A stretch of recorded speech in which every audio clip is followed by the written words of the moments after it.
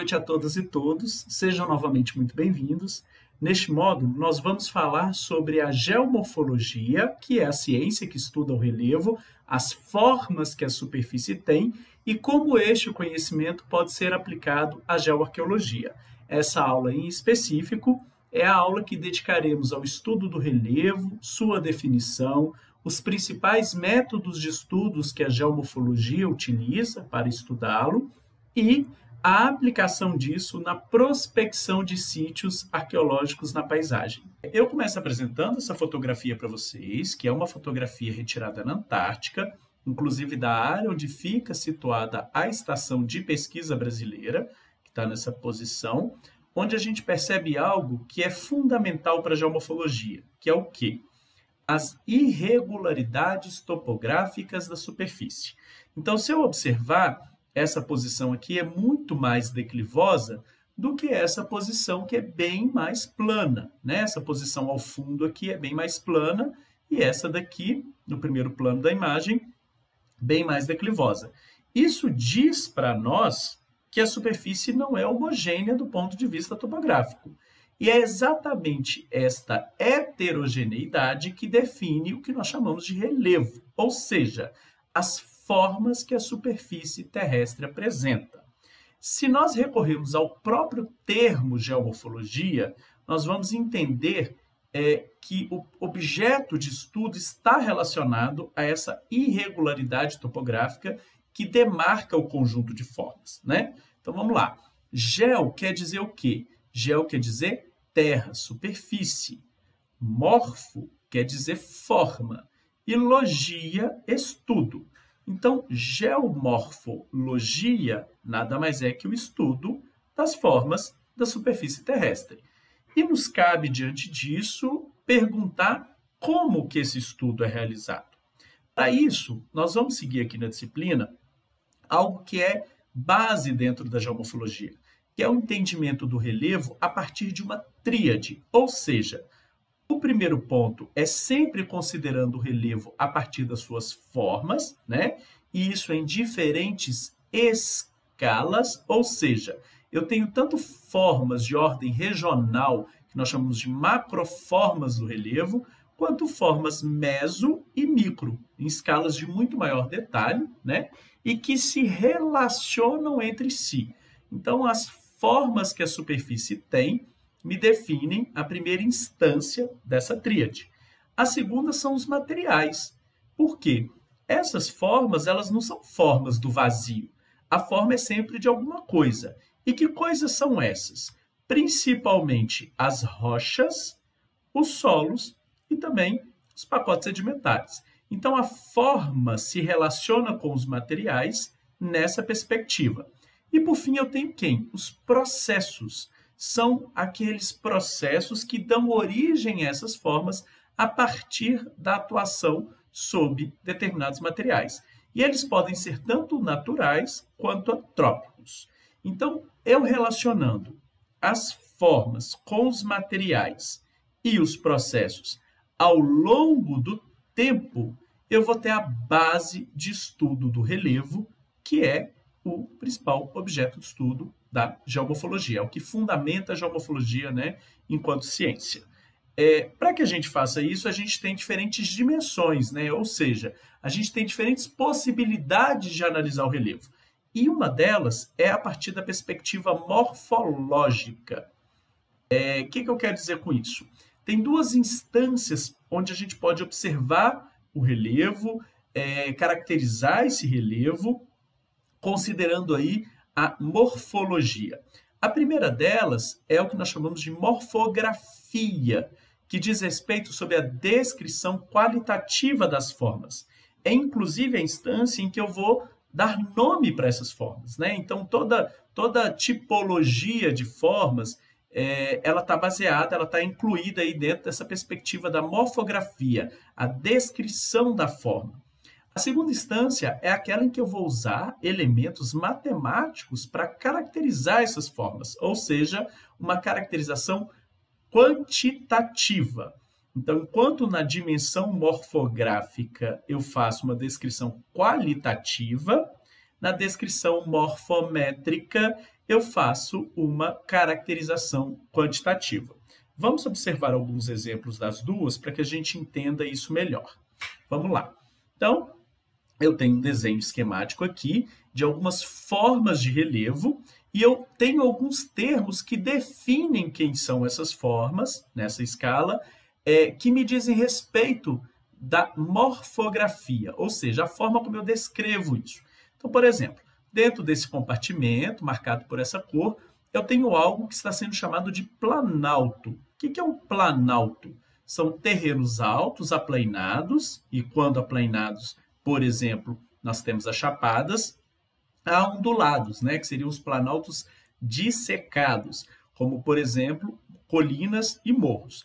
Então, quando eu dou esse nome planalto e defino isso, eu estou descrevendo qualitativamente um conjunto de formas que caracteriza esse tipo de relevo nesse tipo de escala, né? Que são escalas mais regionais. Olha como é diferente, por exemplo, quando eu considero essa parte aqui, ó, amarelada, e chamo isso de planície. Eu percebo que é diferente, essa posição ela é mais baixa do que essa daqui geralmente é sempre mais plana que essa daqui e, como está sendo mostrado aqui na descrição, é normalmente formada pela acumulação de sedimentos.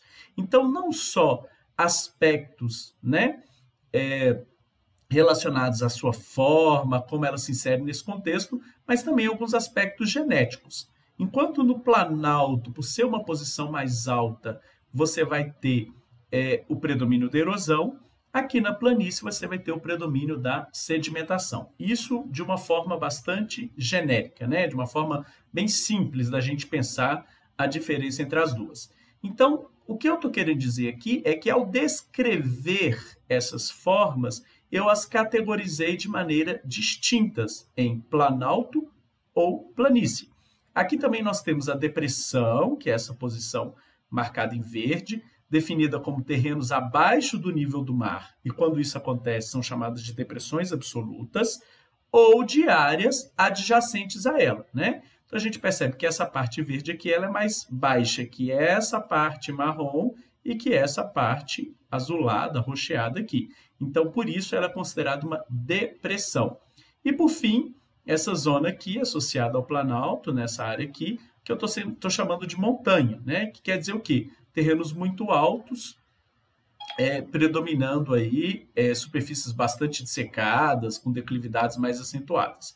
Então, nessa compartimentação regional aqui, foi utilizada essa nomenclatura, planalto, planície, depressão e montanha, para tipificar esse conjunto de formas que definem o relevo aqui.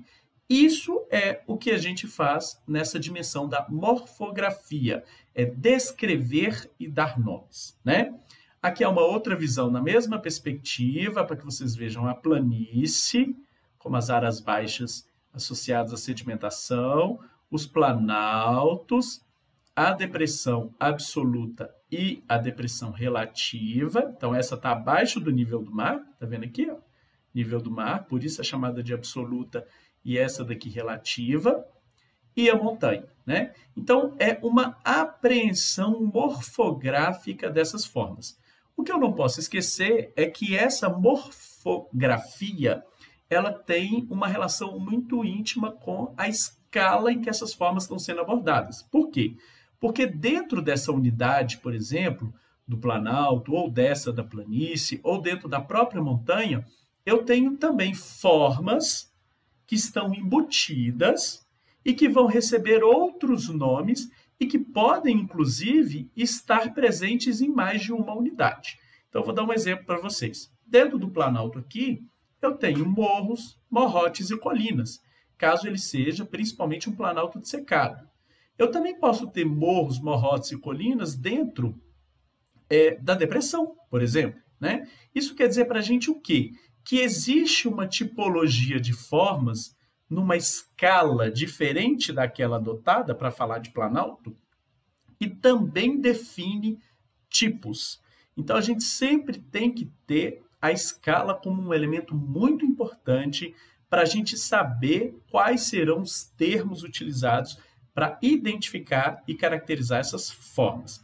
tudo isso constrói, né, tudo isso compõe a dimensão morfográfica, a descrição das formas. A dimensão morfométrica é quando eu tenho a quantificação de alguns elementos dessas formas.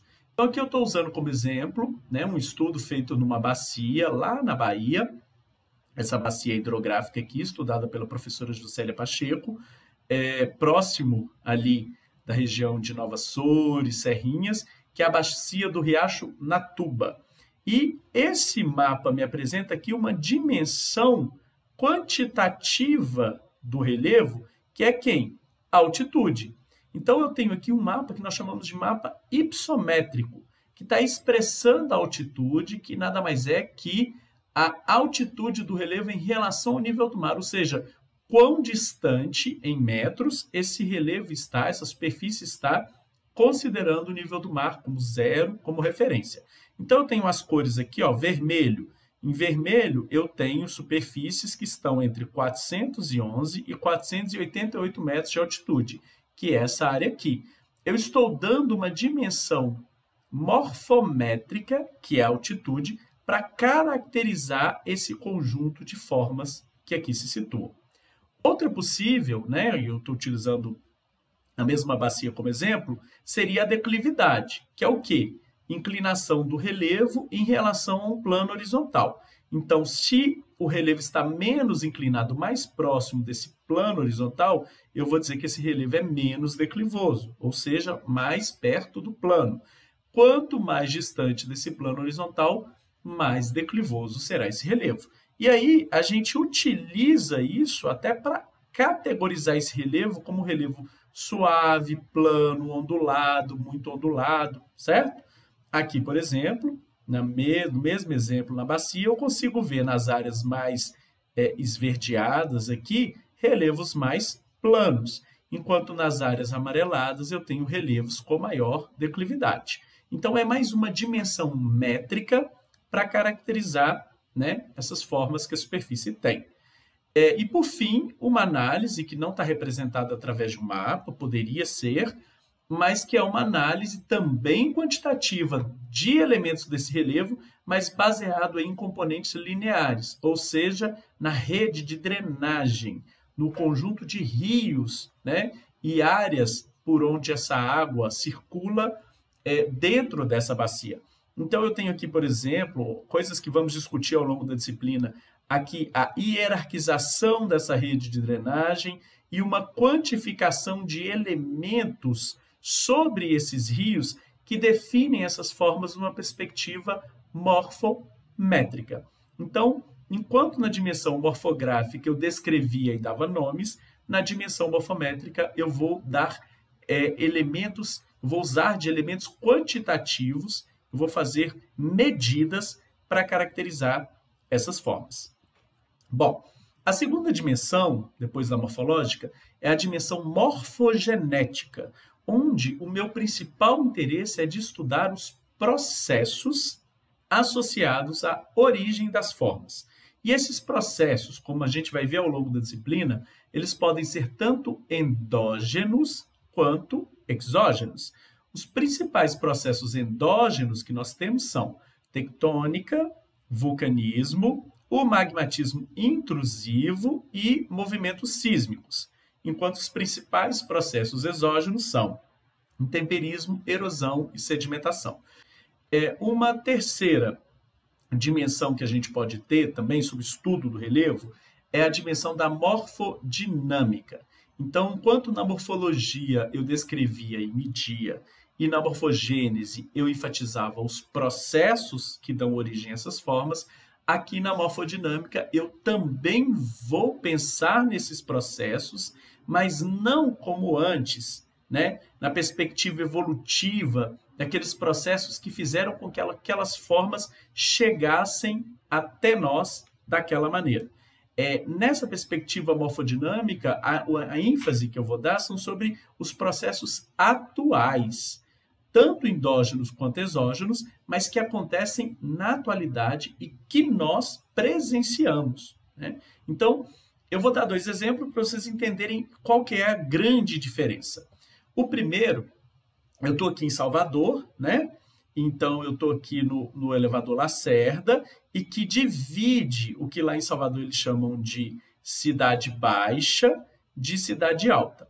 Então, eu tenho uma irregularidade topográfica aqui, marcada por essa escarpa, que foi inclusive urbanizada, né? Que define duas partes aí da cidade de Salvador, a cidade baixa e a cidade alta.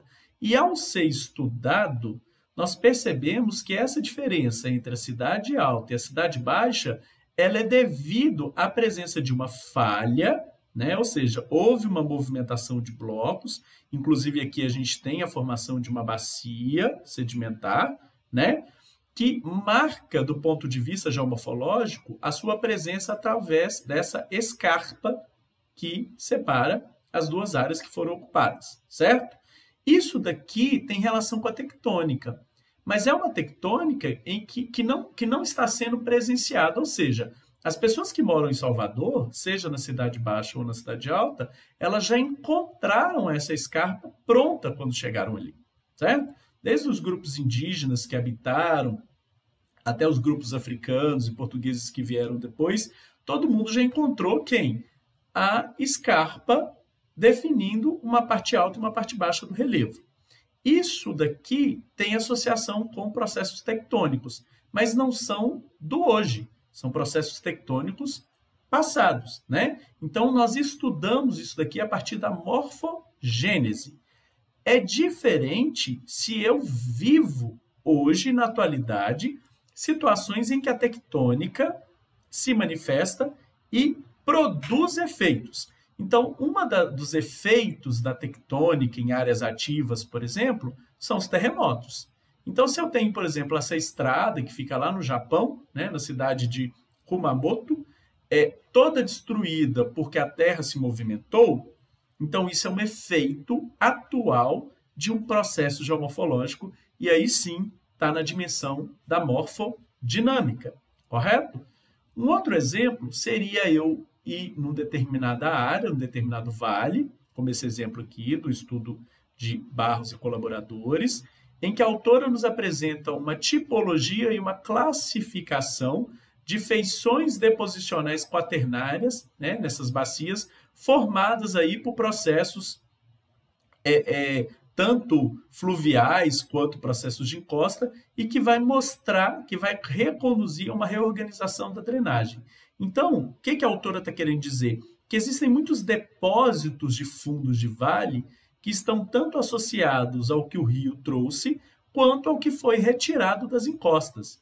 Mas hoje, esses depósitos, eu chego aqui, eles fazem parte do conjunto de formas que caracteriza essa área, né? Então, no passado, houve material sendo removido de cima para baixo, eu vejo a forma que ficou, né, a partir da saída, e vejo a forma que foi criada a partir da chegada de material, dentro dessa perspectiva de que isso daqui já aconteceu, e o que eu pego é o efeito disso, né? Então, isso daqui é também na perspectiva da morfogênese.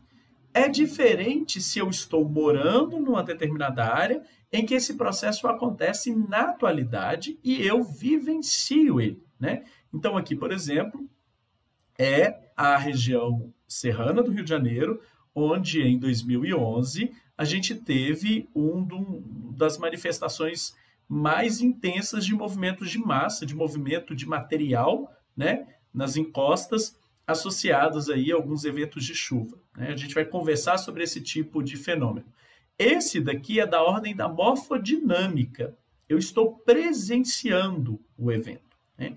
Então, de fato, no futuro, as geomorfólogas e os geomorfólogos do futuro vão estudar as consequências desses eventos aqui na perspectiva da morfogênese. Mas nós hoje, vivenciando esses eventos, o que nós avaliamos aqui é a morfodinâmica desse relevo, tá bom? Então, essa é a diferença, basicamente, entre morfogênese e morfodinâmica.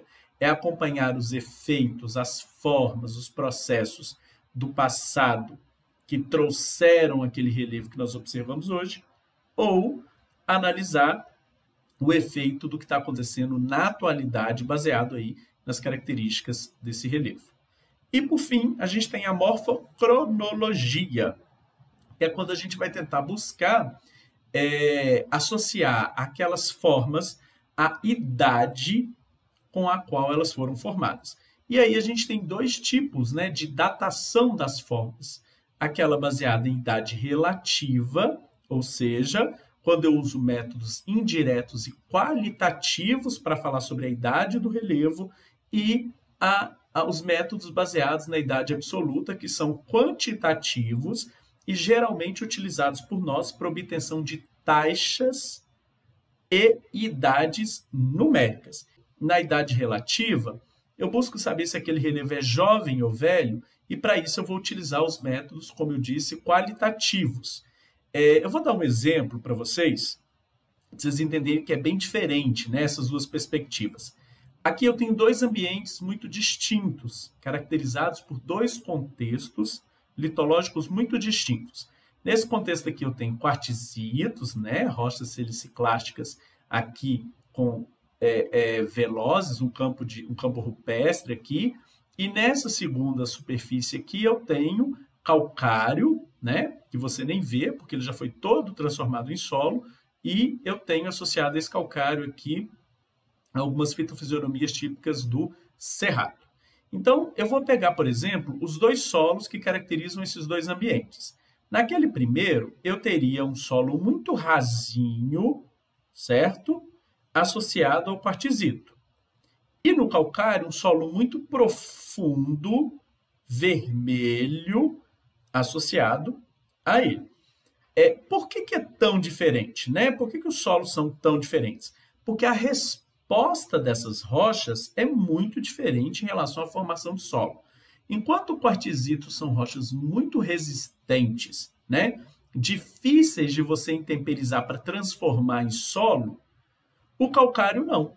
O calcário é uma rocha muito mais vulnerável ao intemperismo e que rapidamente, né, pensando aí numa temporalidade muito menor, pode ser transformado em solo. Então, observa a questão importante da gente diferenciar as duas coisas.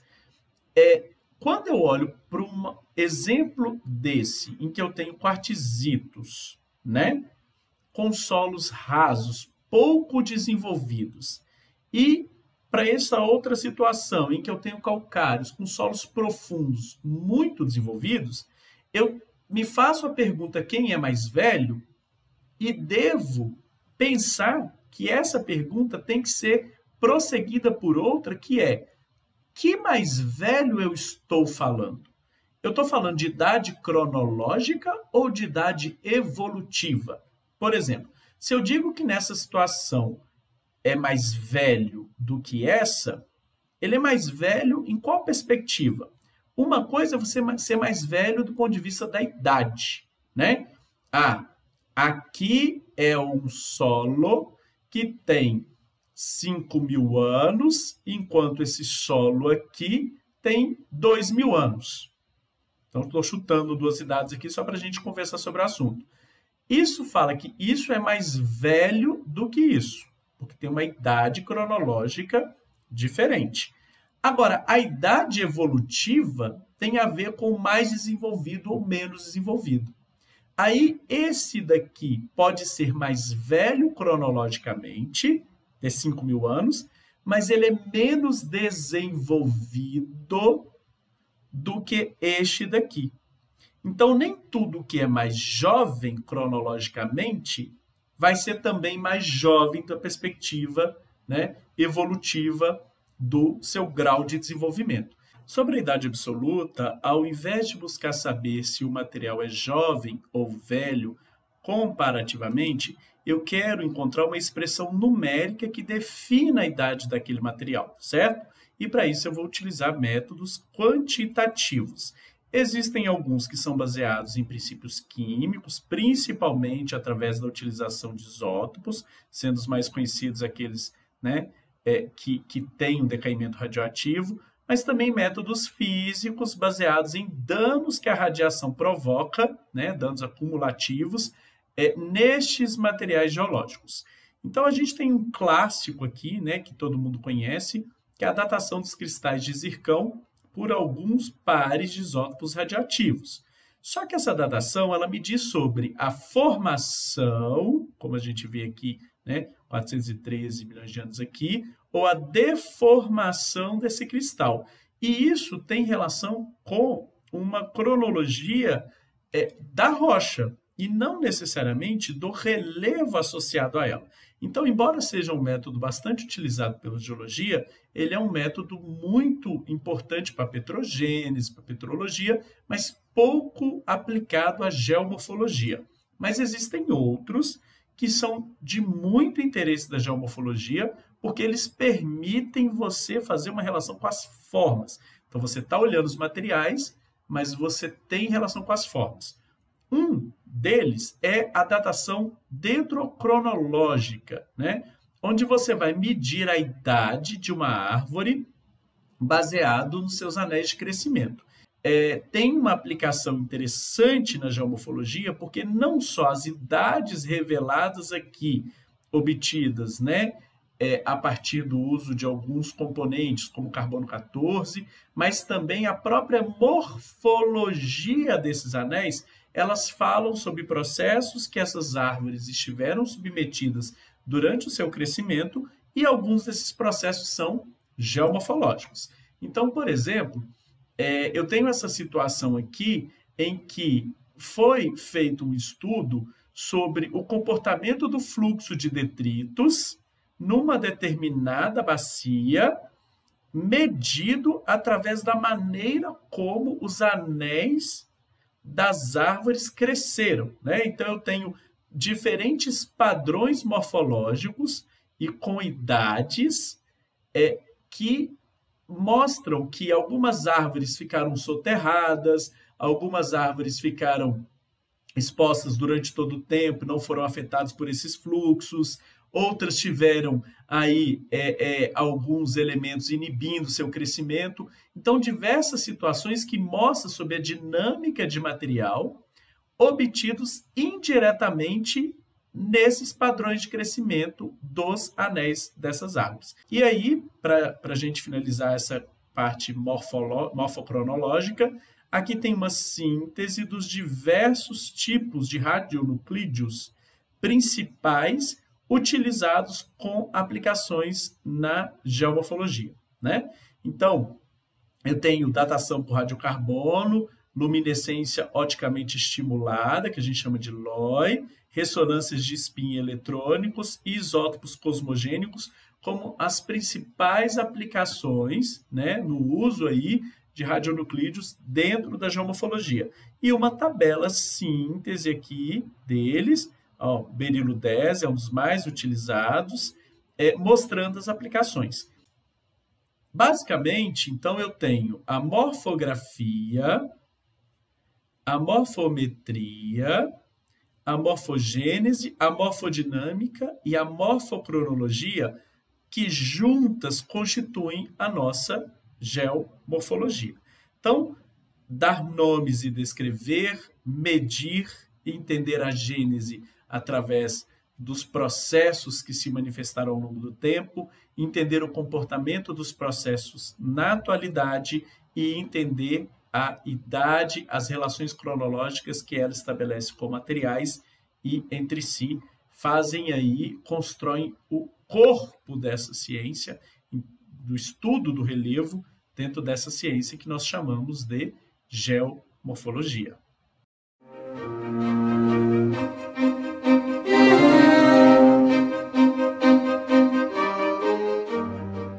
Boa noite, pessoal. Hoje essa aula é para falar de métodos de prospecção.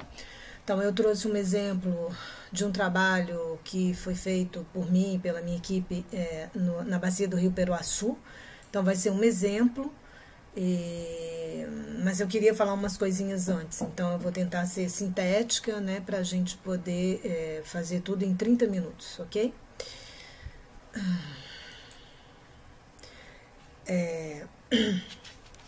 Então, anotei aqui algumas coisas, que é o seguinte. Tem dois tipos básicos de prospecção, né? Então, prospecção de superfície e prospecção de subsuperfície.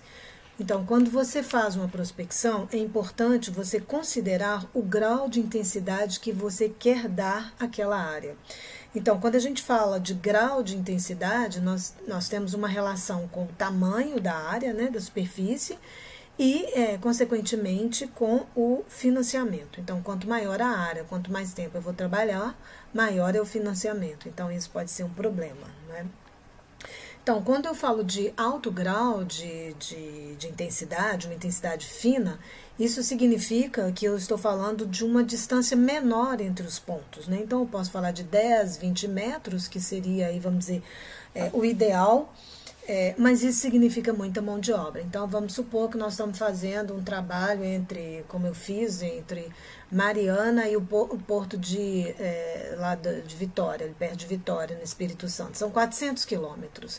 Então, eu não posso fazer um ponto a cada 10 metros, né? Aí muda um pouco. Então, a arqueóloga tem que ficar pronta para poder se adaptar à necessidade. Então, uma ideia é pensar questões para a sua prospecção, né? Então, qual que é o tipo de sítio que eu estou procurando? Qual que é a realidade do que eu vou prospectar, né? Então, eu vou fazer um trabalho de pesquisa pontual numa região, ou eu vou fazer algo como essa questão que eu fiz aí entre Minas Gerais e o Espírito Santo, num projeto de arqueologia de contrato. Então, qual período que eu estou procurando? É alguma coisa específica? Eu preciso fazer só de superfície, ou vou fazer de subsuperfície também a minha prospecção? Então, quando eu tenho questões, fica mais fácil de guiar a prospecção.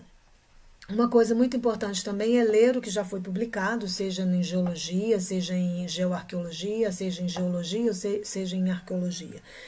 E você deve considerar, por exemplo, se você vai fazer uma prospecção de superfície, a visibilidade do solo. Então, por exemplo, essa foto, ela mostra uma região com muita ervas, né? Uma vegetação baixa, e isso pode atrapalhar muito a visibilidade. Outra coisa é que trabalhar numa área como essa aqui no início, na frente da foto, e uma como ao fundo lá, são métodos diferentes, né? Isso para dizer que o que eu faço, né, quando eu tenho um pântano, um lago? Então, assim, a primeira coisa é pensar nessa questão da visibilidade, ver se você tem um corte de uma ravina, ou você tem um corte de uma estrada, você aproveitar isso. Se você tem um terreno arado recentemente, dá uma olhadinha nesse terreno. Se você tem pântanos, então como tratar esse pântano? Você vai fazer na área toda do pântano? Você vai fazer numa parte? Então, essas são questões e o seu olhar de arqueóloga e de arqueólogo tem que ficar treinado para ver as diferenças, né? Outra coisa também é se eu vou prospectar abrigos ou se eu vou prospectar sítios a céu aberto enterrados. Então, os abrigos, eles são mais fáceis de ver. De longe você vê um maciço e você pode ver uma parte abrigada. Agora, o sítio enterrado numa área plana como essa, por exemplo, é mais difícil.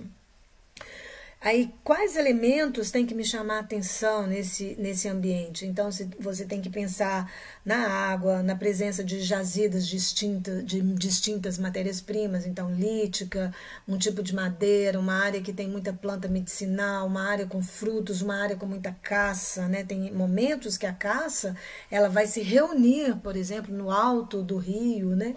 Porque vai ter, sei lá, algum alimento específico, vai ter muita água, então os animais vêm para reprodução.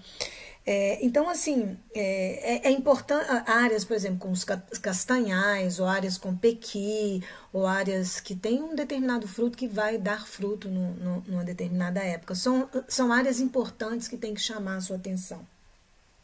Outra coisa também são as entrevistas orais com as pessoas do local, né? As pessoas do local conhecem muito as coisas que tem lá. Eles talvez não tenham o mesmo nome que a gente tem, né? Então, eles vão falar de lâmina de machado polida, eles vão falar de curisco, que vai cair com raio, eles não vão falar de vasilha cerâmica, mas vão falar de caco de telha, de caco de pote, né? E aí você tem mais ou menos, basicamente, 3 tipos de amostragem que você pode fazer, a aleatória, sistemática ou por estratificação, né?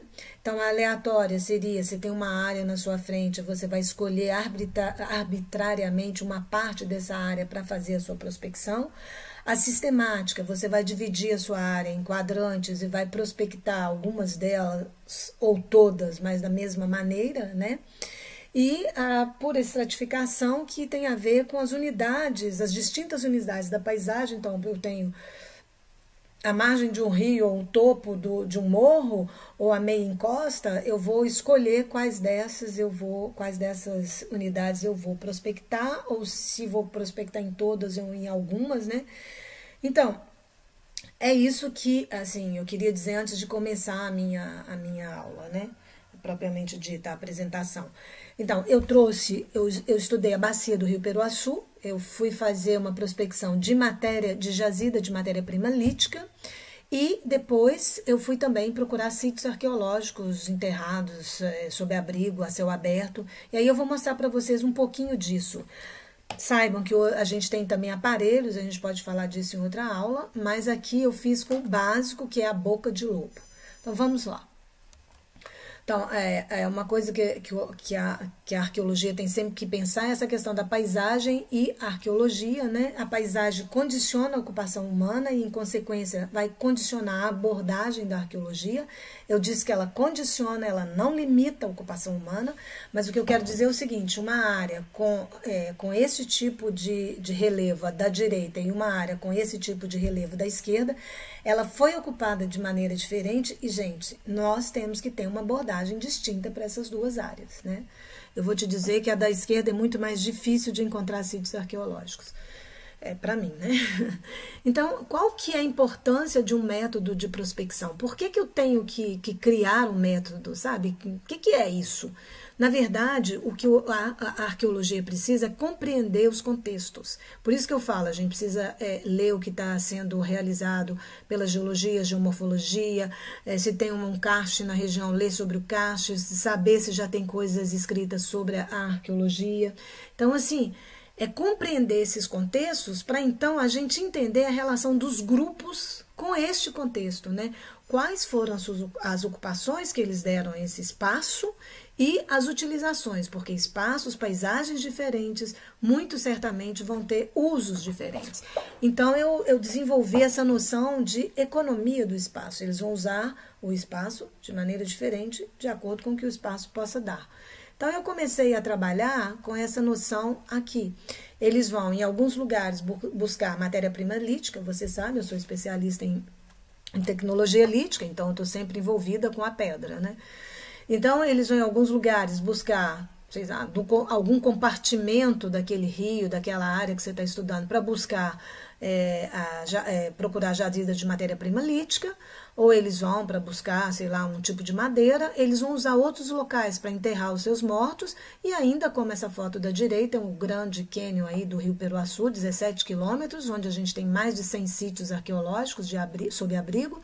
Então, você pode usar isso como, por exemplo, uma grande passagem, né? Você pode seguir por aí por dentro, às vezes é mais fácil do que ir por fora. Você pode usar esses locais como os vales, os colos, como locais de passagem para ir de um sítio a outro, de um lugar a outro. Ou seja, eles vão usar de maneira distinta essas paisagens.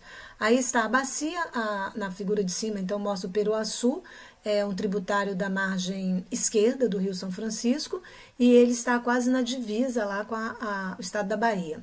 Embaixo, para mostrar um pouco a bacia do Rio Peruaçu, é um rio de 100 quilômetros de desenvolvimento, e aí vamos dizer, eu compartimentei ele a partir do substrato rochoso e do que esse substrato sustentava.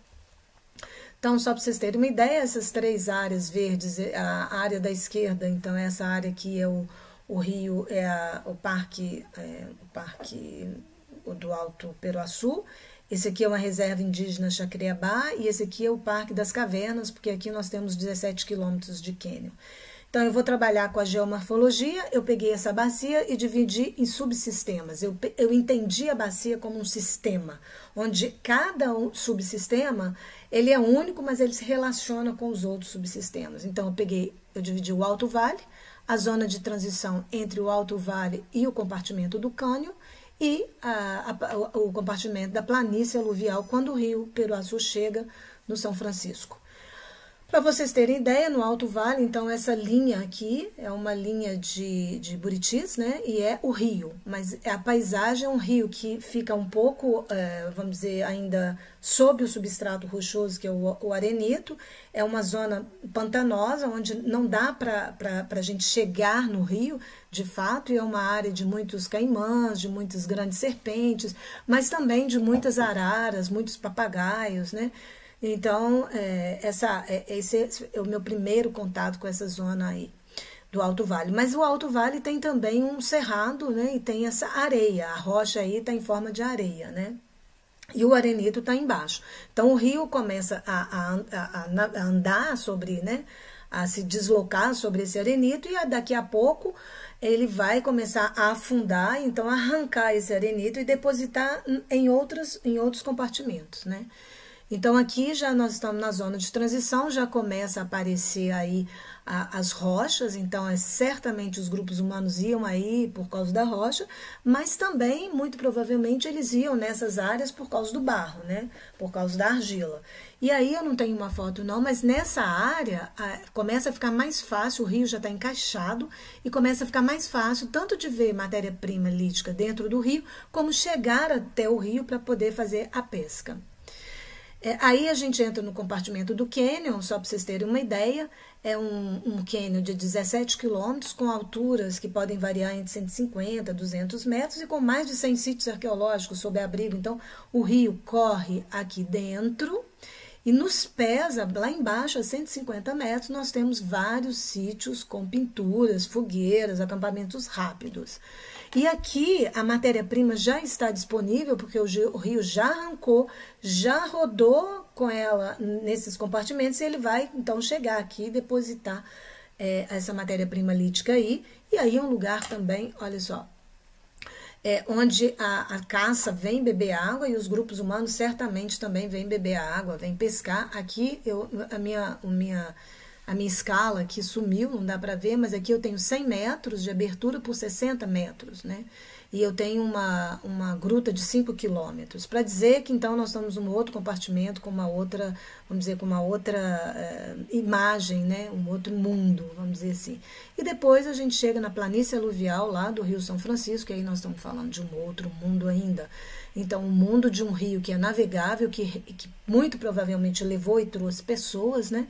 Com peixes de mais de 2 metros, como é o caso do surubim, muita pesca, né? Então, totalmente diferente daquele pequeno rio que é o rio Peruaçu. Aí eu fui pensar nos recursos que tem em cada uma desses compartimentos, né? O substrato rochoso, então lá em cima eu tenho quartzito em forma de areia, na zona de transição granito, quartzo, silexito. Então aqui só para vocês terem uma ideia, aqui nós temos calcário, aí em amarelo é o granito, as lagoas do Alto Peruaçu, e aqui nós temos a planície aluvial do Grande Rio São Francisco. E aqui são as linhas de tectônica, as falhas, tá vendo?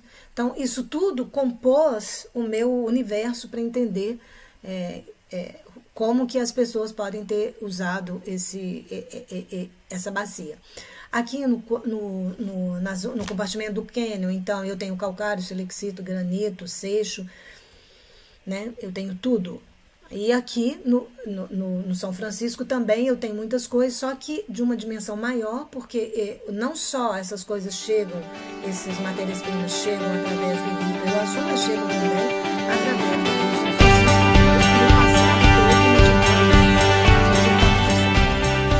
Ok, então eu fiquei pensando como que a geomorfologia podia me ajudar a entender o que esses locais eles guardaram, né? Então, a minha herança desses locais, como esses locais guardaram os sítios arqueológicos e as jazidas de matéria-prima para mim. Aí eu criei uma tipologia de jazidas, onde eu poderia encontrar matéria-prima porque do mesmo jeito que eu faço isso hoje, dessa maneira, eles fizeram no passado porque eles foram buscar matéria-prima lítica nesses lugares.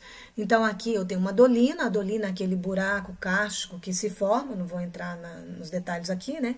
E aí essa dolina, quando ela se forma, ela vai descer com tudo que tem nessa parte aqui.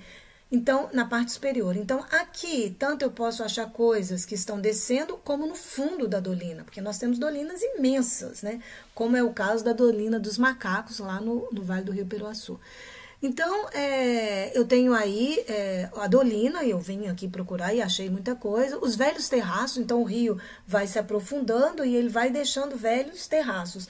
Esses velhos terraços guardam também depósitos de seixos que passaram por ali, né? Que o rio trouxe num determinado momento e quando ele afundou, ele guardou aquela relíquia ali, né?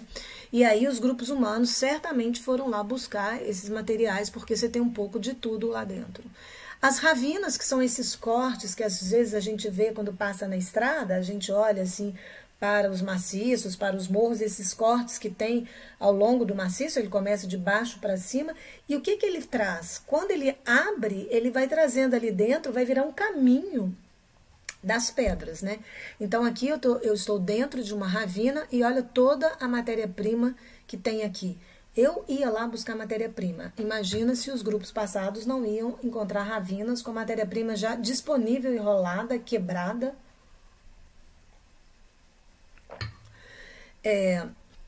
Resíduos de antigas coberturas, então eu tinha, sobre o calcário eu tinha um arenito, e aí o arenito já se desmantelou, já acabou, mas ainda tem lugares com o arenito, ou então coisas como essa, que é um silexito de muito boa qualidade, que na verdade tem a ver com uma silicificação da cobertura calcária. E aqui uma outra foto, e aqui tem um silexito aí bem interessante também, de preto, que também foi muito usado lá, um jaspe. E eu tenho os velhos preenchimentos das grutas, que é muito interessante. Quando a gente pensa num abrigo, né, ele está mais ou menos assim, mas ele já foi assim. E ele era um antigo conduto, e que esse conduto que recebia água, recebia material, ele era preenchido e depois esvaziado, preenchido e esvaziado ao longo da formação dele e da vida dele, né? Aí chega um momento que isso se desmantela e vai ficar só o abrigo que a gente está vendo.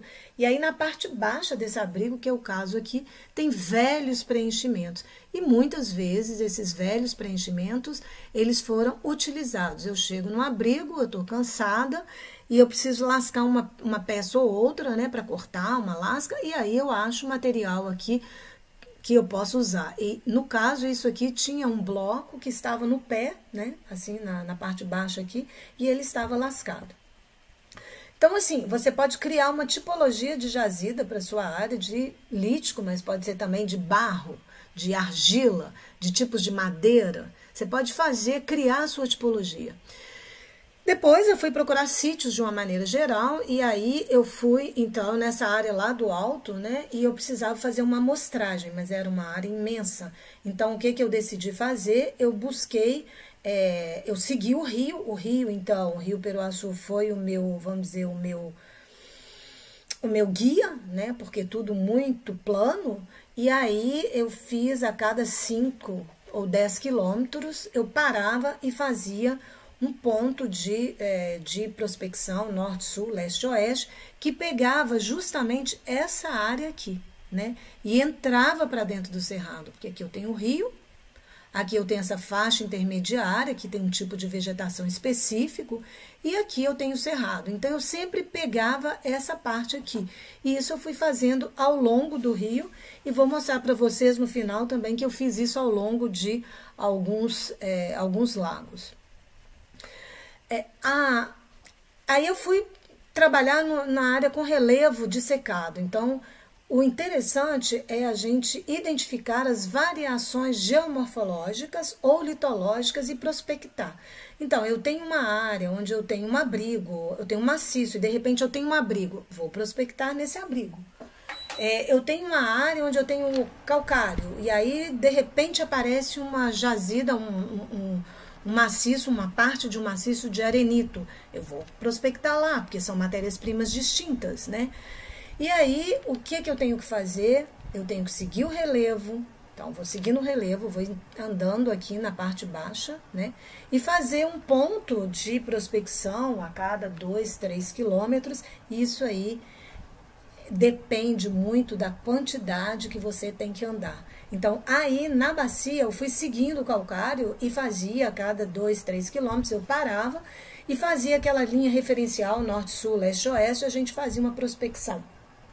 Mas não só isso, nessa área aqui, por exemplo, eu prospectei essa parte mais alta, a parte mais alta aqui, em volta dessa fazenda, e eu achei uns 4 sítios aqui nessa região.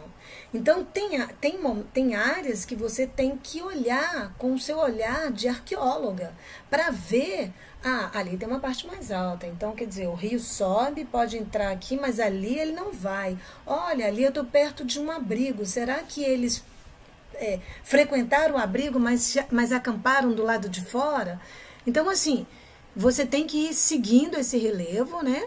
E de vez em quando você para a cada 2, 3 quilômetros, mas se tiver uma região que chame a sua atenção, você tem que parar. E também nos locais onde há essa modificação do relevo da litologia, que é o caso. Eu estava numa área de calcário, apareceu o arenito ou o quartzito, eu vou lá prospectar. Olha o tanto de matéria-prima que é boa para o lascamento, né? E será que eles acamparam por aqui para poder, né, buscar essa matéria-prima? E também o contato entre esses elementos distintos são lugares privilegiados, né, da ocupação humana. Então, aqui nós temos um abrigo, né, o abrigo está em frente, por exemplo, às vezes uma área de planície, eu vou lá, tem um abrigo no maciço, eu vou lá dar uma olhadinha. Então, esses locais, olha, quase sempre, são locais ocupados pelos grupos passados. Aqui a mesma coisa, então eu estou naquela área bem larga, bem grande, eu vinha num cache muito encaixado, aí eu cheguei numa área muito ampla, né? E aí eu prospecto aqui, eu prospecto aqui e eu prospecto aqui. Aqui eu achei sítios a 1 metro, 90 centímetros. Quando eu falo eu, não sou eu sozinha, né? No caso aqui foi eu, Sueli e Débora. Na verdade foi Débora que achou, porque ela que estava prospectando aqui nessa área. Então nós achamos sítio enterrado a 1 metro de profundidade. E olha que coisa interessante, né? Desculpa, meu gato.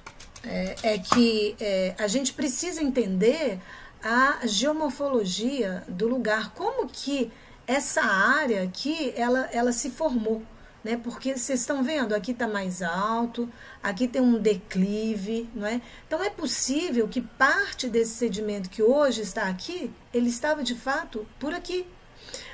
O rio está passando aqui, então é possível que o rio já tenha inundado tudo isso aqui. Por isso, aqui de fato foi um grande poliê, então, que é uma área represada no meio do cacho, que uma hora a água vai achar a passagem e vai embora. Então, para dizer que é interessante a gente saber que aqui pode ter sítio muito profundo, e foi o que aconteceu. A Débora furando aqui, ela acha. E nessa área aqui, então, a gente, na beirada desse morro, aqui também sempre tem vestígio arqueológico, aqui também é mais profundo, aqui é mais alto em relação ao sítio, ao rio, desculpa. Aí o que nós fizemos? Nós pegamos aquela área, fizemos uma prospecção sistemática, dividimos em quadrantes, e cada quadrante desse foi prospectado minuciosamente, em superfície e em subsuperfície. Quando terminamos, para entender se o nosso sítio ele estava bem delimitado, nós fomos para a periferia, a área de periférica, e fizemos testes aqui para ver se o sítio realmente se encontrava só aqui. Então isso é muito importante também, quando estamos delimitando o sítio, para ver até onde ele fica, o tamanho daquele sítio, né? Aí eu quero voltar nas lagoas bem rapidamente para mostrar para vocês que lá no Alto Peroaçu, o que me guiou foram as lagoas. Então, essa aqui é uma grande lagoa que tem lá, aquela que estava no mapa. Eu vou trabalhar nela nesse sentido, então esse é o Lago Azul. Então, aqui é a área de inundação, a área de transição e a área do cerrado. Então, o que eu fiz? Eu trabalhei aqui porque eu queria ver o tipo de argila. Você pode criar uma litoteca ou uma argiloteca, né? Então, eu queria ver o tipo de argila, se era interessante para fazer cerâmica. E aí, eu comecei a fazer aqui a minha prospecção, mesmo se eu achasse que aqui não ia ter muita coisa, porque aqui, muito provavelmente, esse lago foi muito maior, né? E aqui, então, eu fiz as minhas prospecções. Então, eu vou fazer, olha, as minhas sondagens nessa área toda em volta da lagoa, a cada 10 metros, com uma distância entre as linhas de 10 metros. E aí eu vou furar, e furei aquilo tudo. Como? Eu furei a 1,30 centímetros de profundidade. Vou mostrar por quê. Aqui eu estou na frente de uma lagoa, que é a Lagoa do Jatobá. Ela foi datada, então ela é datada de mais ou menos 8.000 anos antes do presente, e é justamente nesse momento que ali na área do Peroaçu começa um clima mais úmido, então as lagoas começam a aparecer aí eu fiquei pensando, nossa, então já que as lagoas começaram a aparecer há 8.000 anos atrás, e que essa lagoa é muito antiga, eu vou tentar uma coisa bem fina em volta dela. Aí eu estou fazendo uma foto, eu estou fazendo a foto em direção à lagoa, e eu estava de costas para a casa do parque, então que era uma fazenda antiga. Então vocês imaginem que há muito tempo as pessoas já estão ocupando esse lugar lá. Então eu falei, ó, aqui é um lugar bem bom para ter sítio. Aí eu fui furar lá em cima, e aí eu vou furar com a boca de lobo, né? Esse aqui é o Toninho. Ele furou com a boca de lobo. A boca de lobo tem 1,30 m o cabo normalmente. Então este é a minha profundidade. O que vai guiar a minha prospecção é 1,30 m. É claro que depois você tem o trado, se você quiser, a gente fez umas tradagens ali para ver. Então, com o trado, ele vai bem mais fundo, mas o trado, ele é bem mais lento, bem mais difícil de carregar, e não dá para fazer um trabalho assim como eu fiz, tão grande, com o trado. Mas quando eu tinha áreas muito específicas, e essa foi uma delas, eu usava o trado para ir mais distante. Então, eu estou trabalhando em uma área, eu vou usar 1,30 m. Furar 1,30 m aí não é tão difícil, mas tem áreas muito duras. Então, você precisa furar o máximo de profundidade que você tem, né, para furar. E a partir do momento que você entende aquela área, que você vê que você chega, por exemplo, a 1,20 m, aí você já está num sedimento estéril, então você pode, naquela área, começar a furar só até o sedimento estéril. Esteja ele a 20 centímetros, a 40, ou a 1,30 m, ou a 1 metro. Então, no caso aí, a gente nunca chegou ao sedimento estéril, porque aqui tem muito sedimento local mesmo, e muita areia, então a gente nunca chegou. Então, a gente chegou até 1,30 m, furamos toda aquela área lá, e depois viemos, então, para a casa do parque e furamos todo em volta. E aí, olha só, eu faço 2 linhas, tá vendo? Então, cada uma tem 10 metros de distância, aqui 10 metros também, e depois eu faço uns buracos testes entre as 2 linhas para ver se não faltou nada. E aí eu furei toda a área mais alta ali da região, né, daquele em frente ao lago. Aqui também a mesma coisa, eu acho lagoas antigas que não funcionam mais. Na verdade, essa lagoa devia ser uma só no passado, né, um momento mais úmido, e ela só vai encher quando é um momento de chuva. Então eu trabalhei do mesmo jeito. Enfim, para dizer que o limite da minha prospecção foi que eu trabalhei numa bacia só. Eu trabalhei nessa bacia aqui, mas essa bacia ao mesmo tempo tem, né, o rio tem 100 quilômetros de desenvolvimento. Eu acho muito sítio aqui na zona de transição, então acho até acampamentos grandes, com grandes fogueiras centrais e às vezes pequenas fogueiras espalhadas, que eu posso interpretar como sendo um acampamento maior, né? Com restos de cerâmica. Acho muita coisa aqui no compartimento do cânion, então você tem todos os cemitérios, pinturas e acampamentos rápidos, né? E aqui na margem de São Francisco, e eu estou falando da grande margem, 100, 200 quilômetros rio acima, eu tenho então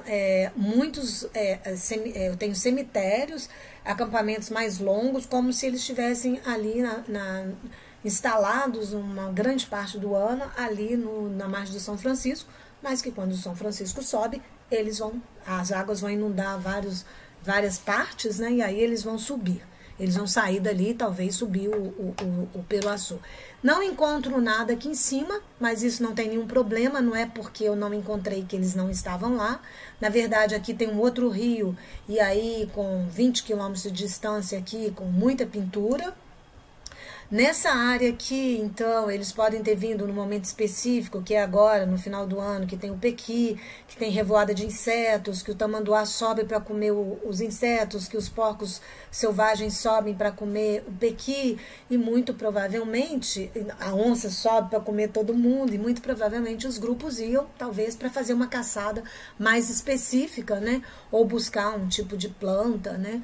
Ou seja, se eles vão sistematicamente, frequentam o lugar sistematicamente, é mais fácil para arqueólogas e arqueólogos encontrarem esses sítios. Mas como eles talvez tenham ido esporadicamente, eu não encontrei. E também, gente, foi a minha lógica. Eu procurei no entorno de água. E pode ser que a lógica deles era muito diferente. Talvez eles estivessem na beirada das lagoas, mas nem tanto, né? Talvez eles estivessem em outros locais. Eu não sei. Então, o que eu queria dizer é isso. Um abraço para todos. Até a próxima aula.